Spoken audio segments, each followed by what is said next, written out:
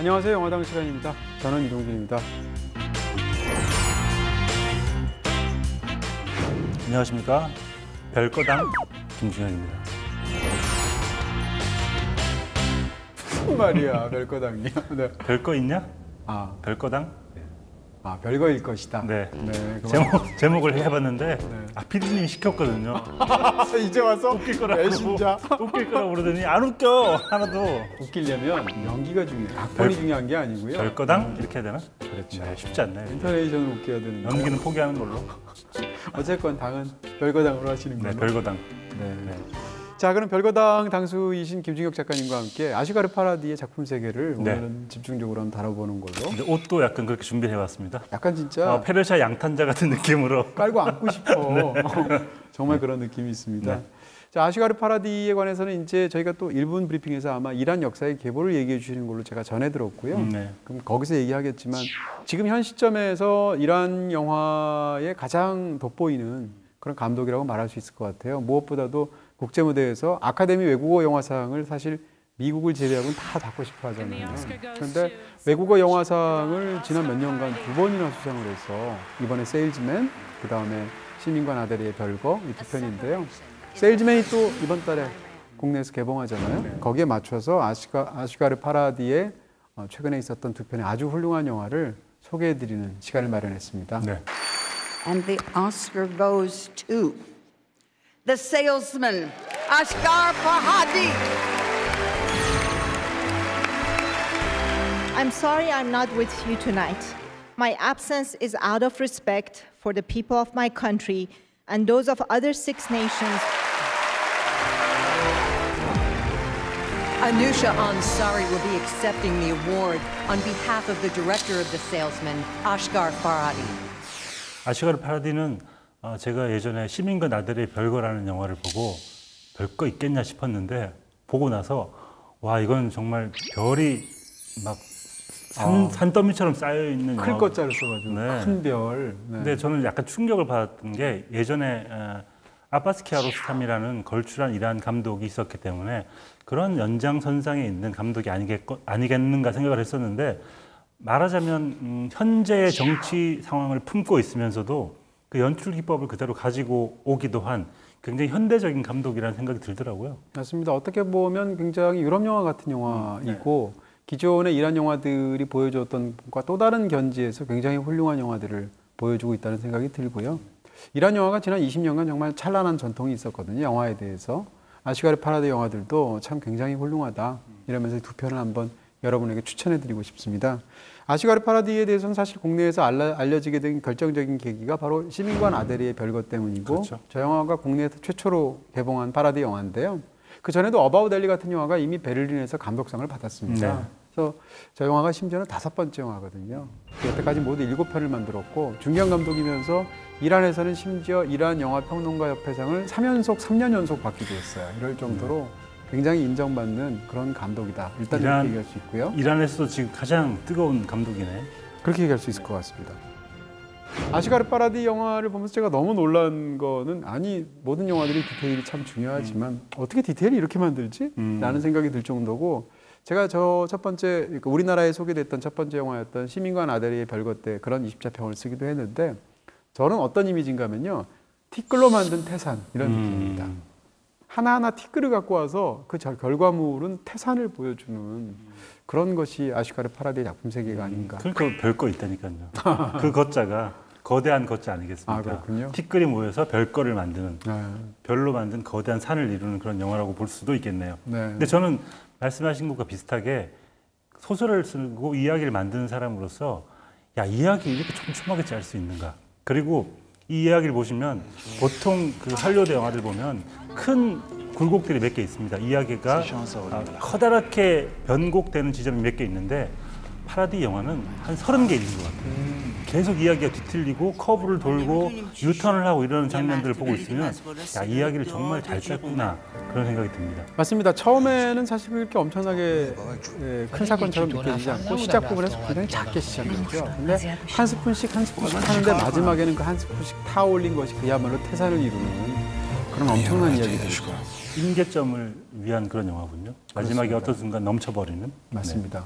영화가 시작되면 이제 보통 일반적으로 커플 얘기를 많이 다루고요. 가족 중에서도 이제 부부 간의 관계가 굉장히 중요한데 그렇죠. 어떤 사건이 생기게 되고 이 사건의 결과로 부부 관계의 균열을 일으키면서 이 두 사람 사이가 멀어지게 되는 그런 과정을 그리는데 그 속에서 사실은 굉장히 개인이 처한 도덕적인 딜레마와 이란의 사회 현실 같은 것을 그대로 녹여내는 그런 중층적인 이야기들을 만들고 있습니다. 그리고 사건을 짤 때 과거, 현재, 미래에 대한 이야기를 짠다고 했을 때 그런 생각들을 많이 합니다. 과거에 그 일이 없었다면 지금 이런 일도 없었을까라는 생각을 많이 하게 되는데 이 파라데이 영화들이 대부분 그런 순간들을 다루고 있는 것 같아요.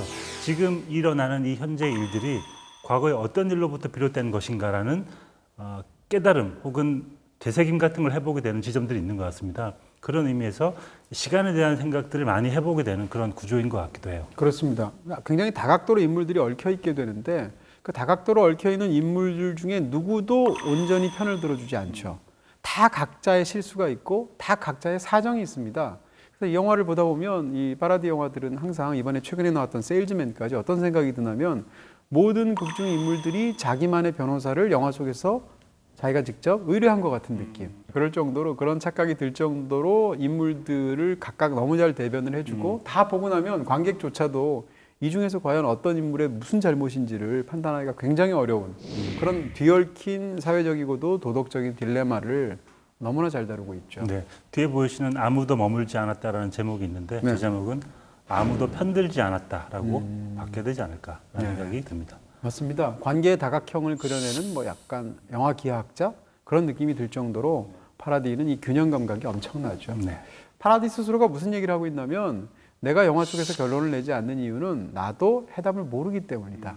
해답을 알고 있는데 해답을 감추고 안 하는 것이 아니라 자기 스스로도 해답을 모르기 때문에 영화를 그렇게 끝낸다는 거예요. 그래서 파라디가 흔히 하는 얘기가 진짜 훌륭한 영화는 자기는 극장 밖을 나설 때 시작한다라고 했는데 저도 이 얘기를 예전에 한 적이 있거든요.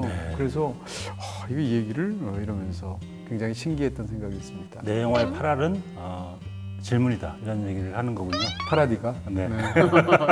근데 저는 그 파라디의 영화를 보고 나면 수학 문제를 보는 것 같은 느낌이 있어요. 그러니까 아주 고도의 방정식 같은 거를 스스로 문제를 내고 이퀄 한 다음에 그 답안지를 비워놓고 영화가 끝나버리는 것 같은 느낌이 있습니다. 보통 이럴 때는 마이너스 1이잖아요. 정답이 많이 찍었구나. 한 명이 상처를 받는다는 마이너스 1 아닐까? 답이? 네. 그렇습니다. 뭐 수학사에 남아있는 무슨 난제들이 있잖아요. 영원히 안 풀리는 그런 것 같은 느낌이 들 정도로 정말 인물들 간의 관계를 절묘하게 표현하고 있다. 과연 어떤 이야기인가 궁금하실 텐데요. 직접 영화로 들어가기 전에 1분 브리핑을 통해서 이란 영화사를 한번 정리해 주신다고 들었습니다. 자, 영화 연표를 적어오셨어요. 네, 이란 영화의 역사를 제가 소개할 만한 깜냥은 되질 않고요. 일단 한국에 많이 소개된 이란 감독들 위주로 어떤 작품들이 있는지를 대략적으로 적어봤습니다. 여기에서 중요한 건 영화 내용, 감독 이름, 연도 아닙니다. 그럼 색깔입니다. 무슨 말씀? 이란의 국기를 상징해 보았고요.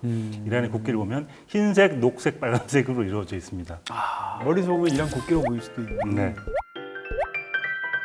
보시면 의외로 저 영화 봤는데 근데 이란 감독이었구나라고 생각하실 작품들도 있을 수 있습니다. 많죠. 네. 몇 명 유명한 감독들이 있을 거예요. 아바스 키아로스타미나 한국에 많이 알려진 감독은 자파르 파나히 같은 감독이겠죠. 칠판 같은 영화들 그리고 천국의 아이들 뭐 이런 영화들 한국에서도 꽤 많이 인기를 얻었었고요. 이란 영화가 최초로 많이 알려지게 된 게 이제 프랑스를 통해서예요. 1983년도부터 프랑스로부터 까티에 라탱이라는 그 영화관을 통해서 많이 알려졌는데 그때부터 이란 영화들이 발견이 됐는데 그때 제일 먼저 발견된 감독이 아바스 키아로스타미라고 할 수 있고요. 그때부터 이제 세계의 여러 영화제에서 상을 받기도 하고 그러면서 두각을 나타내고 현재 이르게 된 그런 상태라고 할 수 있을 것 같습니다. 그렇습니다. 실제로 이란 영화가 전 세계에서 가장 잘 되는 나라 중에 하나가 프랑스고 시민과 나달의 별거 같은 경우에 프랑스에서 100만 명이 넘었어요. 그 정도로 굉장히 성공을 거두기도 했죠. 그리고 아무도 머물지 않았다는 실제로 프랑스에서 제작이 된 영화이기도 하고 맞습니다. 네. 여긴 또 없지만 바흐만 고바디의 예를 들어서 대표적으로 취한 말들의 시간 같은 영화 그런 영화도 개인적으로 굉장히 좋아합니다. 그래서 이렇게 오늘 리스트를 쭉 보시면서 이란의 국기가 녹색, 빨간색, 흰색이구나 정도만 아시면 되지 않을까. 간략한 1분 브리핑이었습니다. 수고 많으셨습니다. برای اینکه ایشون نمیخواد با من بیاد. من پدرمو نمیتونم ول کنم. پدرشون آلزایمر، اون میفهمه که تو پسرشی؟ من که میفهمم اون پدرمه. سلام. کتک زده که بچه‌ش افتاده مرده دیگه. حالشو ندارم. تو دروغ گفتی. شوهرت بگو یه کاری نکنه. دیوونه شما خودم بردم. درست حسابی اصلا چی شده؟ سلام. کتک زده که بچه‌ش 네, 먼저 소개해드릴 작품은 시민과 나대리의 별거입니다. 네, 파라디 영화들은 전 첫 장면들이 너무 좋아요. 다 좋아 다. 네. 시민과 나대리의 별거에서 여권이 복사되는 복사기의 그 반대편에서 찍는 것 같은 장면이 있잖아요. 근데 이 장면이 사실은 하나의 막 같은 게 있고 그 막 너머에서 일어나는 일들에 대한 이야기일 텐데 마찬가지로 아무도 머물지 않았다의 장면도 하나의 유리창이 있고 그 사이에서 서로 마주보고 있는 장면이에요. 저는 이 두 장면이 같은 장면 같이 느껴지기도 하더라고요. 그래서 첫 장면부터 뭔가 소통이 안 되고 뭔가 막혀 있다. 아주 투명하지만 소리는 전해지지 않는 어떤 막으로 막혀 있다는 느낌이 저한테는 있어요. 네. 그런 의미에서 첫 장면 너무 좋아요. 먼저 본 사람으로서 약을 올리면서 말씀을 드린다면 세일즈맨의 첫 장면도 그래요? 유사한 느낌이 있습니다. 영화계에 계시니까 좋으시겠어요. 미리 보고 와서 약도 올릴 수 있고 네. 예전에 그렇게 약을 많이 올리시더니 최고의 오랜만에 순간이에요. 네, 오랜만에 한 방 날렸습니다. 자, 이제 이 시민과 나대리의 별거는 지금까지도 이제 많은 사람들이 이 파라디의 최고 영화 중에 한 편으로 꼽고 네. 있기도 하고 저도 이 영화를 굉장히 좋아합니다. 네. 걸작이라고 생각하는데요. 네. 이 작품은 일단 베를린 영화제에서 금곰상을 받았고 최고상인 황금곰상을 받았고요. 흥미로운 것은 사실은 아카데미에서는 나무주연상, 여우주연상을 받는 게 작품상을 받는 경우가 종종 있잖아요. 근데 사실 3대 영화제에서는 그게 많지 않거든요.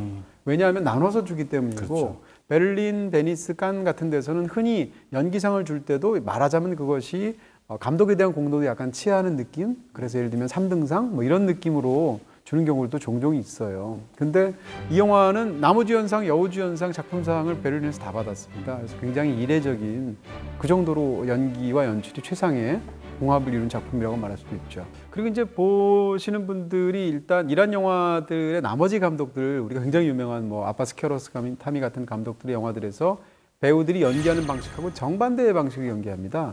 여기서는 어떻게 얘기하냐면 프로페셔널한 배우들이 카메라는 딱 한 대를 가지고 동일한 장면을 계속 반복해서 찍습니다. 그전에는 또 엄청나게 리허설을 하고 배우들은 절대 애드립을 못하게 한대요. 네. 그래서 각본에 있는 것, 그다음에 리허설에서 한 말, 동선, 여기만 짜여진 그대로 아주 엄밀하게 찍는 거죠. 그런 방식으로 찍기 때문에 영화를 보다 보면 진짜 바늘 하나 들어갈 틈이 없다는 느낌이 들거든요. 그리고 배우들이 저런 사실감 있는 연기를 대체 어떻게 했을까 했는데 바로 이런 방식으로 영화를 직조해냈다는 거죠. 네. 영화에다가 연극적이라는 표현을 쓰는 건 약간 오해할 오해 수도 요소가 있죠. 있기 때문에 네. 약간 자제하고 싶지만 공간적인 측면에서 저는 파라디가 연극적인 요소를 많이 도입을 하는 것 같아요. 네. 이 두 영화 속의 공간을 보면 서로가 어떻게 보는지가 되게 중요한 공간들이에요. 시민과 나들의 별걸 보면 이 집 구조 자체가 되게 독특해가지고 멀리 보이는데 막으로 막혀 있다든지 서로 건너편에 중앙에 어떤 공간이 또 따로 있는 것처럼 좀 공간 자체가 약간 묘하게 연극적이라는 생각이 드는데 이건 어쩌면 파라디 감독이 사람과 사람 사이의 거리 같은 걸 중요하게 생각하기 때문에 이런 공간을 좀 중요하게 생각하는 게 아닌가라는 생각이 그렇습니다. 들더라고요. 말씀하신 걸 다 중화하면서 한 가지를 첨언한다면 그렇게 연극적으로 보이시는 공간이지만 그걸 또 굉장히 영화적으로 스케치해요. 네. 대표적으로 극 중에서 시작하자마자 이 시민과 나데르는 지금 별거의 위기, 그러니까 여자는 이혼을 원하고 있고 남자는 거기에 반대하지 않아서 이혼 직전까지 간 상황이죠. 그래서 법정에서 시작하게 되는데 이 상황이 아이와 관련된 어떤 문제 때문에 부인 입장에서는 유럽으로 이민 가서 살고 싶어하고 남편은 그냥 이란에 남아서 살고 싶어하는데 근데 그렇게 되면서 이제 이혼을 위한 법정에서 영화가 시작을 하게 되는데 이제 그러고 나서 이 이혼이 지금 당장 판결이 안 나죠. 그래서 어떻게 되냐면 부부가 한시적으로 집에서 같이 사는데 완전히 서로 식어 있는 상태지 않습니까? 서로가 말을 안 하게 되는데 집이 좁아요. 그러다 보니까 서로 집이 좁은 상황에서 움직이다 보니까 계속 동선이 얽히죠. 그렇지만 서로 대화할 생각은 없거든요. 그런 것을 좁은 공간에서 두 인물이 말은 안 하는데 계속 동선이 얽히는 모습들 같은 것을 특히 초반에 굉장히 잘 보여주고 있죠. 아시가르 파라디의 영화를 볼 때마다 저는 어떤 생각이 드냐면 굉장히 따뜻한 균형 감각을 가진 회의주의자 영화 같은 느낌이 있어요. 그리고 거의 모든 영화들이 제가 볼 땐 귀납법으로 만들었습니다. 애초에 만들 때부터 무슨 결론 같은 게 마련되어 있지가 않은 것 같고 그 인물 하나하나의 속사정과 하나하나의 실수와 하나하나의 악함을 다 보여주는 거죠. 그리고 맨 마지막엔 관객한테 마치 법정 영화의 판사가 된 것처럼 그러면 당신이라면 하고 물어보는 거죠. 그랬을 때 관객 입장에서도 굉장히 힘들어지는 거죠. 그렇게 귀납법의 영화를 만드는 것 같습니다. 근데 이 영화를 장르적으로 보면 사실상 법정 스릴러? 그렇죠. 이렇게 볼 수도 네, 있습니다. 할리우드식으로 얘기하면. 일단 시작부터 법정에서 시작하고요. 중간에 법정이 중요한 장면에 여러 가지 의미로 나옵니다. 네, 그러니까 처음에는 이제 부부간의 이혼 법정이었고 중간에 되면 이제 그것이 심지어는 뭐 살인죄까지 더 씌워져서 그렇죠. 이렇게 돼서 어떤 여자가 유산을 한 것이 누구의 책임인가를 놓고 치열한 법정 공방이 벌어지게 되죠. بابا بابا بابا حلم بابا پاشو بگیر کشوی شما پول برداشته بشه یه بار بگو. آقا من به امام حسین دارم قسم میخورم خانم بفهمید 그다음에 영화의 스토리에서 그 법정에서 싸우는 것은 결국은 두 가지잖아요. 두 명의 분쟁 당사자인 법정에서 나데르가 있고 거기에 나데르의 어떤 아버지가 굉장히 스스로의 몸을 가눌 수가 없는 상태라서 가사 도우미 역할을 해가지고 라지에가 오게 되지 않습니까? 두 사람 사이의 분쟁인데 나데르의 분쟁의 핵심은 뭔가 하면 그녀가 임신했다는 사실을 사전에 알고 있었는가 이것이 굉장히 핵심이고 유산 사건에서 반면에 라지에의 핵심은 무엇인가 하면 사실은 이 유산 사건이 과연 이 남자의 어떤 물리적인 행사 때문에 유산한 건가 아니면 다른 일 때문일 수도 있는 건가 이 두 가지인 거죠. 이 일을 놓고 이제 치열한 공방들이 벌어지는 과정을 정말 흥미진진하게 보여주고 있죠. 저는 이 카메라가 과연 어디에 있는가도 되게 중요한 것 같은데 이 나데르와 라지의 사마디? 남편인 사마디가 같이 이렇게 있다가 갑자기 라지에가 어떤 일로 밖으로 나갑니다. 그런데 카메라는 만약 분쟁을 중요하게 생각하는 카메라라면 이 카메라가 안에 있어야 되는데 갑자기 라지에를 따라 나가는데 라지에를 따라 나가는 이유는 과연 무엇일까? 그러면 진실은 그 밖에 있는 거라고 생각하기 때문에 카메라가 밖으로 나가는 게 아닌가 싶어요. 근데 똑같은 비슷한 장면이 마지막에 한번 반복이 되는데 딸이 시민과 나데르 사이에서 어떤 선택을 할 것인지에 대한 얘기를 하면서 딸의 선택을 보여주지 않고 카메라가 밖으로 나가서 돌연 기다리고 있는 두 사람을 보여주는 것 역시 카메라가 과연 어디 있는지가 이 사건의 진실이 어디 있는지를 이야기하는 감독의 시선처럼 보이기도 하더라고요. 아주 중요한 장면이 아닌데도 이 디테일들이 너무 훌륭해서 예를 들면 딸을 교육시키기 위해서 차 안에서 있다가 주유소에서 기름을 넣고 잔돈을 받아오라고 하는 장면이 있습니다. 그런 장면을 보면 와 이런 디테일 이렇게 만들어내나 굉장하다는 생각이 있고 گرفتی بقیه‌شو نداد گفتی یا نداد انعامشو خب انعام مال وقتی که خودش برات بنزین بزنه برو بگیر ازش بابا بدو 심지어는 그 도우미에게 돈을 얼마를 줄지를 위해서 흥정하는 장면이라든지 세탁기를 이제 그동안 부인이 다 항상 하다가 부인이 떠나버렸잖아요. 그 세탁기도 못 돌리는 거예요, 나데르는. 그런 상황에서 어떻게 하지 하는데 딸이 사에 놓고 하라고. 어떻게 하냐고 하니까 사 부분이 제일 많이 달아있다고 이런 얘기를 하죠. 네, 그게 사실은 굉장한 상징이라는 생각이 들어요. 우리가 아주 오랫동안의 시간을 보여준 여러 가지 방법이 있을 텐데 달아버린 숫자 4에 대한 이야기를 하는 게 이 두 사람의 부부에 대한 이야기처럼 보이기 때문에 네. 그 사소해 보이는 한 대사 하나하나 그리고 아까 말씀해 주신 것처럼 주유소에서 딸을 교육시키는 방법을 보여주는 이유는 이 남자가 어떤 남자인지를 정확히 보여주는 에피소드가 아닌가 싶어요.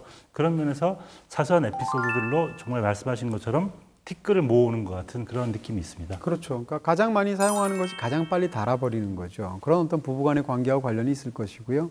또 하나는 극 중에서 나오는 법정이 샤리아 법정입니다. 샤리아가 이제 이슬람법이잖아요. 네. 그러니까 이슬람 종교 재판을 쉽게 얘기하면 일반 것들을 종교 법원에서 하고 있는 상황인데 극 중에서 보면 이란만의 독특한 현실 같은 것도 굉장히 많아요. 대표적으로 도우미 입장에서는 이제 치매인 노인을 옷을 갈아입혀 줘야 되는데 배설 문제로 갈아입혀 주자 보면 이제 알몸을 봐야 되지 않습니까?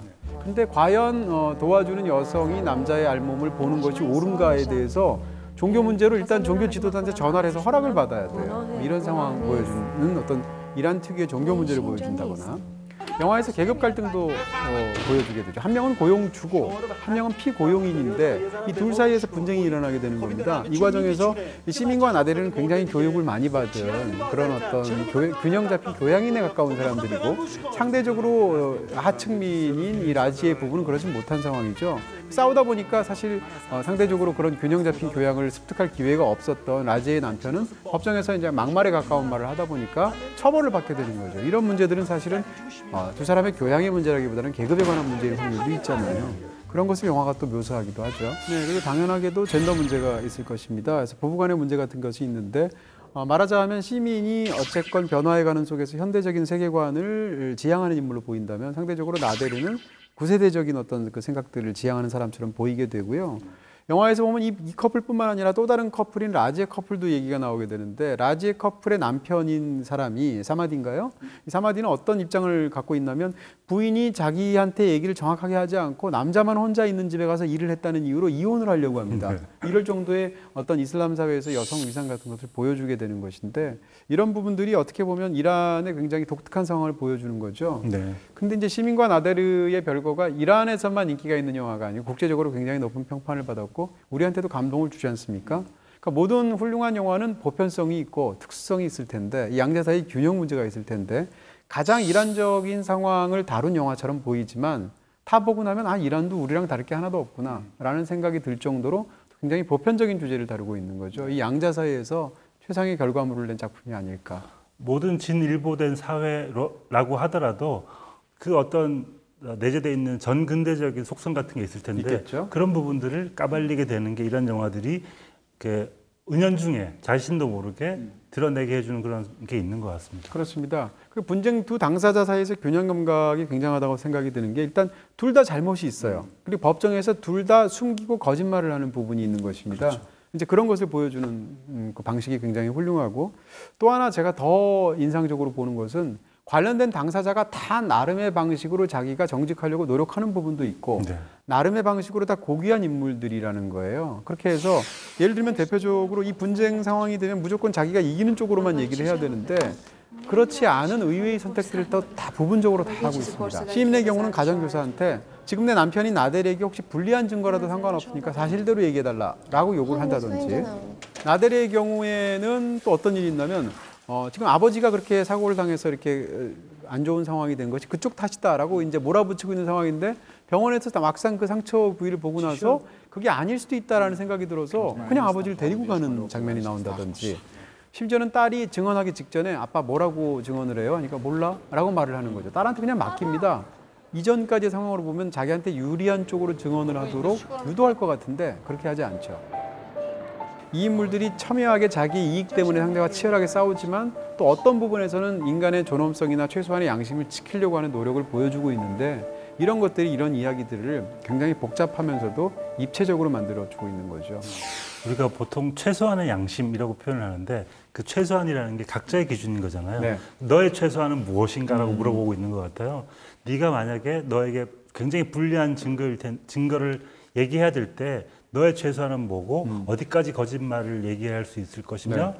그런 이야기들을 선택하게 되는 아주 미세한 미묘한 어떤 선택의 기회를 관객들한테 넘기고 있는 것 같고 너라면 어땠을까라고 물어보고 있는 것 같은 순간이 꽤 많습니다. 그렇습니다. 처음 이 파라디 영화들이 흔히 그런데 처음, 중간, 그 다음에 어느 후반부 지점까지 보게 되면 타인과의 분쟁 속에서 그 관계의 문제를 해결하지 못해서 쩔쩔매는 사람들을 보여주는 것처럼 보이는데 영화까지 끝까지 다 보고 나면 어떤 생각이 드냐면 결국은 타인과의 갈등과 분쟁 속에서 자기 자신과의 윤리적인 문제에 직면하는 사람 이 이야기거든요. 그런 면에서 어떻게 보면 굉장히 보편적인 그런 이야기들을 굉장히 깊게 다루는 영화의 느낌을 갖고 있습니다. 네.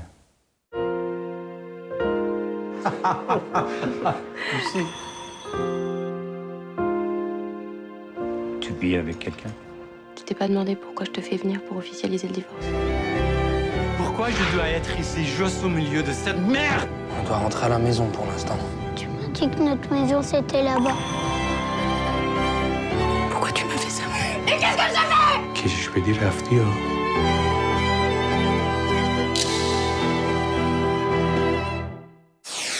이번에는 아무도 머물지 않았다라는 영화에 대해서 또 제목에 불만이 많습니다. 네. 아무도 편들지 않았다라고 제가 농담처럼 말했지만 네. 이 영화의 원제는 과거 지나간 일에 대한 이야기예요. 지나간 일일 텐데 근데 아까 말씀드린 것처럼 이 파라디 영화는 현재 우리가 이 고난을 받고 고통받고 있는 이 이유가 과거에 어떤 일을 잘못해서 우리가 이렇게 돼버린 걸까? 어쩌다가 우리가 이 지경이 돼버렸을까를 생각해보는 영화인데 그렇다면 과거라는 의미가 굉장히 중요한 의미일 것 같아요. 그렇죠. 이 영화 아무도 머물지 않았다 역시 지금 이 사람들이 과거에 어떤 일 때문에 이렇게 각자 고통받고 있는가에 대한 이야기라고 생각한다면 이 영화의 제목은 약간 좀 포인트를 잘못 잡고 있는 게 아닌가, 번역 제목이. 그렇습니다. 일단 뭐 과거 혹은 지난날, 심지어는 초반에는 이제 영화제에서는 지난날이라는 제목으로도 이 영화를 상영하기도 했었는데요. 사정은 알 수 없지만 아무도 머물지 않았다라고 제목을 이렇게 박아버리게 되면 영화를 오도할 수 있다라는 거죠. 영화에 대해서 상상할 수 있는 수많은 것들이 있는데 그걸 과거형으로 아무도 머물지 않았다라고 결론을 내림으로 인해서 그렇게 읽어야 되는 것처럼 관객을 이끌고 있다라는 측면에서 위험할 수 있다라는 거고, 두 번째는 영화를 다 보고 나면 아무도 머물지 않았다가 아닌 것 같거든요. 네. 어떻게 보면 모두가 머물렀다일 수도 있어요. 그러니까 그런 면에서도 제목이 너무 과감하게 많이 지시해주고 있다라는 측면에서 좀 아쉬운 점이 있는 건 사실인 것 같아요. 아까 디테일 얘기하셨는데 이 영화에서 디테일이 참 좋은 게 일단 시작하고 나서 여자가 누군가 기다리고 있고 손을 흔드는데 붕대가 감겨져 있어요. 흔들다가 아차 싶었는지 갑자기 붕대를 풀어서 가방에 넣습니다. 근데 이 붕대를 왜 감고 있었는지가 나중에 굉장히 중요한 또 사건이 되잖아요. 그런 면에서 뭘 하나 소품 하나를 쓰더라도 굉장히 디테일이 강한 감독이 아닌가라는 생각이 들더라고요. 그렇죠. 그리고 이제 초반부가 굉장히 흥미로운데 프롤로그에서 이제 공항에서 두 사람이 만난 거죠. 남편이 도착한 거죠. 아마드가 도착을 했고 살고 있는 마리가 이제 마중을 나간 건데 관객 입장에서는 지금 두 사람이 별거의 상황인지 사이가 너무 좋은 건지 부부인지 연인인지조차도 모르게 되는 거죠. 전작을 생각해 보면 별거 상태가 아닐까라고 추측을 하지 않을까? 네, 또 이어서 이렇게 이야기를 또 만들어 볼 수도 있을 것 같아요. 네. 근데 그런 상황에서 아마드가 도착을 하고 유리창이 이렇게 막혀져 있기 때문에 서로 소리가 안 들리는데 처음에는 한쪽이 다른 사람한테 뭔가를 하려고 하는데 그 사람이 못 알아보죠. 그러다가 둘이 서로를 알아보고 이제 소통을 하는데 관객 입장에서는 전혀 안 들리는데 두 사람은 소통이 굉장히 잘 됩니다. 그래서 사이가 좋고 소통이 잘 되는 사이인가 보다라고 하고 두 사람은 이제 차를 타게 되죠. 그때부터 처음부터 끝까지는 계속 소통이 안 되는 걸로 나오죠. 처음에 일단 남자가 굉장히 기침을 많이 하니까 부인 입장에서는 아유 담배를 많이 피워서 그러는구나 라고 짐작을 하는데 그렇지 않죠. 남자는 이미 담배를 끊은 상황이에요. 반면에 이제 아마드 입장에서는 바로 마리가 새로운 차를 몰고 있으니까 차를 샀어? 했더니 산 게 아니고 빌린 거예요. 이런 식으로 서로가 일단 계속 오해를 하고 있는 거고. 그리고 이 바로 직후의 상황은 이제 남편이 차를 봐준다고 차를 뒤로 빼라고 후진을 했는데 갑자기 차를 빼가지고 사고가 나죠. 그러니까 남편 입장에서 황당해서 이게 뭐야 라고 다그치다가 갑자기 지난날, 과거 이 제목이 원제가 뜨면서 영화가 시작을 합니다. 그러니까 여기서 후진해서 사고가 났다는 것들도 이 사람들이 과거에 사로잡혀서 사고가 나고 문제가 됐다라는 것을 보여주는 상황이고 이후의 일들 속에서는 이 부부는 사실은 처음부터 끝까지 의견이 계속 맞지 않죠. 이런 것들을 오히려 프롤로그에서의 그 상황과 서로 배치되는 방식으로 영화를 보여주고 있는 거죠. 그리고 이쯤 되면 영화의 후반부로 가면 남자가 여자를 떠난 것처럼 되어 있는데 4년 전이었거든요. 왜 떠났는지 영화가 설명을 하지 않아요. 결정적인 순간에 심지어는 남편이 아내한테 내가 4년 전에 당신을 왜 떠났는 줄 알아? 말해줄까? 라고 할 때 여자가 안 들어요. 궁금하지 않다고. 관객도 그래서 몰라요. Je demande de part il y a 4 ans. Je voudrais t'expliquer pourquoi je suis parti. 이런 식으로 가장 중요한 사건조차도 사실은 영화에서 그것을 고지고대로 편하게 관객에게 쥐어주지 않는다 이렇게 얘기할 수 있고요.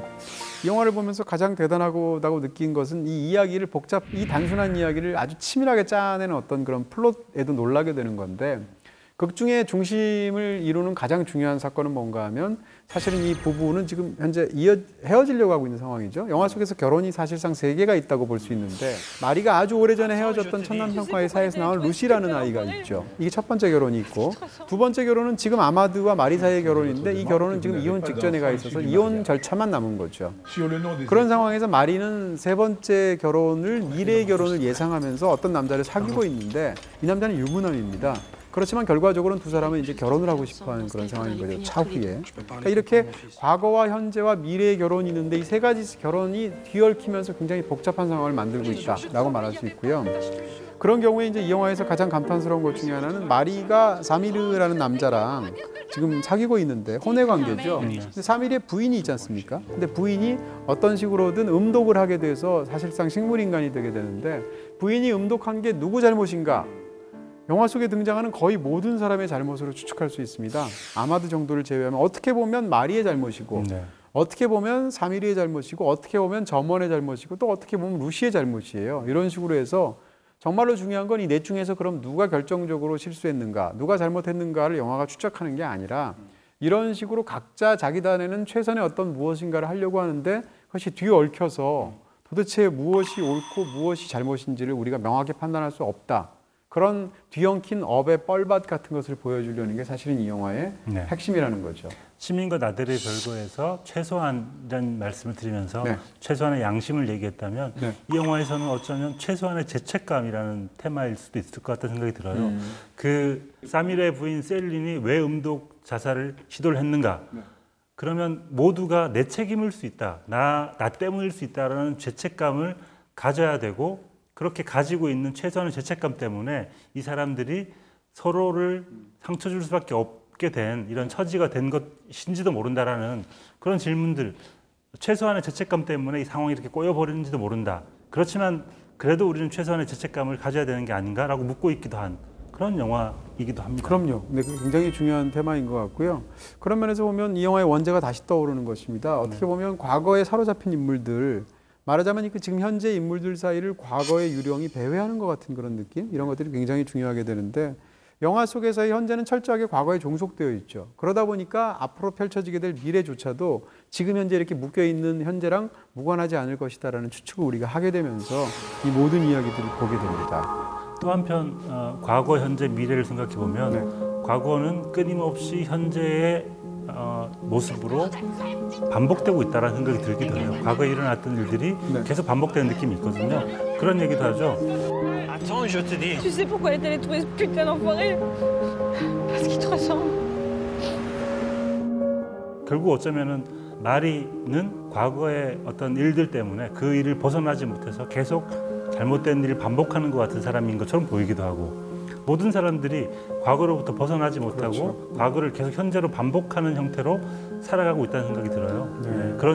그렇게 생각하면 이 영화가 참 슬픈 그런 영화라는 생각이 들어요. 극 중에서 레스토랑 주인이 이 아마드에게 충고하지 않습니까? 괜히 엮이지 말고 잘라버려. 사람은 다 자기 혼자 사는 거야. 이렇게 말을 하는데 کشش بدی رفتی یا کات این دنیا بدون منو تا میره جلو 그러면 참 좋겠죠. 그렇지만 사람이 살다 보면 관계의 어떤 실타래가 얽혀질 수밖에 없는 순간이 있고 그렇게 나의 업과 서로 다른 업들이 서로 얽혀들어서 영화 같은 어떤 비극적인 상황을 만들어내는 거죠. 또 이제 파라디가 굉장히 잘하는 것 중에 하나가 그것을 일상적인 어떤 것으로 이렇게 그걸 집약해서 시각적으로 보여주는 겁니다. 대표적으로 극 중에 원래 이 부부가 살았던 집이 지금 페인트 칠을 하느라고 집안 자체가 난리죠. 네. 그렇게 페인트 칠을 하려고 하지만 그것이 제대로 작업이 끝나지도 않고 하는 것이 사실은 두 사람의 어떤 결혼 관계를 보여주기도 하고 심지어는 그 관계에서 그 페인트 칠을 도와주게 되는 사미르가 페인트 알레르기가 있어요. 그렇게 해서 고생을 하게 되는데 이 관계도 사실은 이 사미르와 이 부부의 관계를 보여주는 부분처럼 보이기도 하죠. 네. 이 영화가 지난 일, 지난 날, 뭐 과거 이렇게 생각하면 너무 적절한 은유인 게 결국 페인트인 것 같아요. 페인트가 말라야지 시간이 흘러야지 어떤 것들이 굳어버리고 잊을 수 있는데 계속 과거가 마르지 않는 거예요. 마르지 않고 계속 축축한 상태로 젖은 상태로 있기 때문에 계속 우리는 과거가 몸에 젖을 수밖에 없고 묻을 수밖에 없기 때문에 그럼 이거 어떻게 털어내야 되느냐. 옷을 갈아입으면 돼요. 근데 옷을 갈아입었지만 또 페인트는 아직 마르지 않았어요. 근데 이런 상태가 반복되고 있는 게 이 영화의 어떤 상황인 것 같습니다. 극 중에서 심지어는 집이 물이 새잖아요. 네. 그때 남편 아마드가 그런 얘기를 하죠. 집에 물이 새네? 이러니까 부인이 뭐라고 하냐면 항상 샜어. 이렇게 차갑게 말을 하는데 항상 샜던 거죠. 예전 결혼도 그렇고 현재 결혼도 그렇고 오히려 지금 잘해보자고 하는 미래에 있을 수 있는 결혼조차도 이런 상황이기 때문에 거기서 허우적대는 인물들의 군상을 보여주고 있다. 이렇게 말할 수 있을 것 같아요. 네.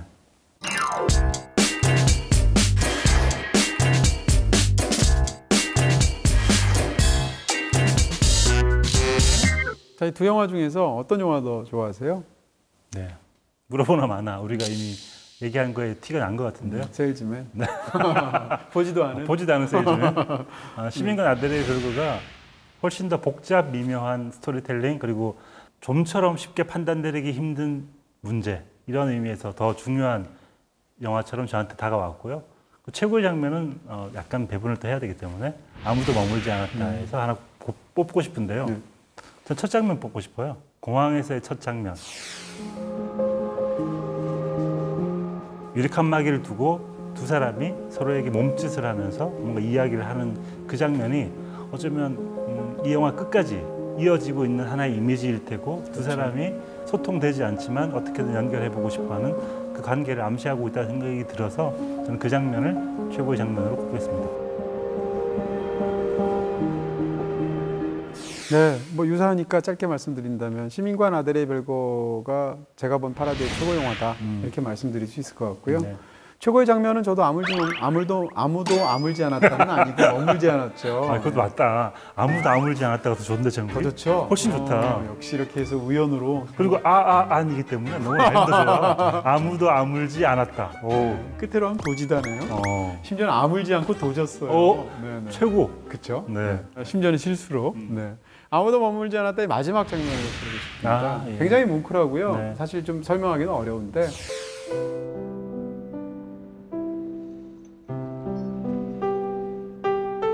향수, 후각 이런 걸 가지고 과거와 현재 사이에서 어떻게 보면 굉장히 역설적인 어떤 한순간을 보여주게 되는데 잊지 못할 정도의 어떤 굉장히 인상적인 장면이었습니다.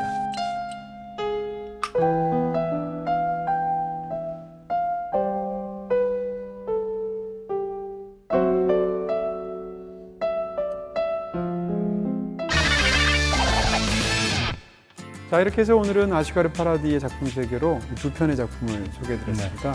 둘 다 진짜 치밀한 영화의 정말 그건 극단을 보여주는 서서히 스며드는 그런 영화의 최고봉인 것 같아요. 그렇습니다. 자, 시민과 나델의 별거 그리고 아무도 머물지 않았다 두 편 모두 BTV에서 보실 수 있습니다. 이번 주는 여기까지고요. 다음 주에 뵙도록 하겠습니다. 감사합니다. 수고하셨습니다. 아무도 아물지 않았다 최고였어. 도지다까지. 도지다가 최고였지. Figure out what it's all about.